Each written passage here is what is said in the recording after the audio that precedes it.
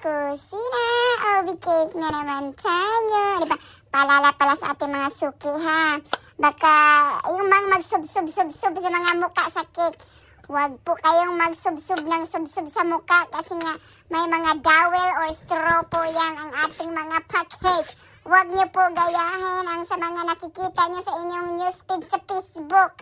Kung magano man, mag-request po kayo na kailangan talaga may dowel kasi nga para iwas magsa-slide kasi ang cake. Kasi nga, di ba, 2 layer kasi yan. Di ba yung layer, okay lang sana kung isang ang layer ng cake mo. Okay lang yan, yung walang palaman ba. Kaya boom yan, kaya lang, meron kasi itong layer ang ating cake. Iniiwasan ko na nga yan talaga, kaya naglalagay na po tayo ng dowel. Baka lumilipad-lipad ang inyong mga cake pag na-travel nyo na. Di ba nga, nung nakwento ko nga nung few years back, di ba yung sa sobrang liit ng cake, ako pa ang nasisi kung bakit nagwasak-wasak nung pagtanggap ng aking customer. Pero yung totoo nun, siya naman ang may kasalanan kasi tinapon lang niya sa counter na akala mo tinapay yung order niyang cake. Tinapay yung order niya, cake yun.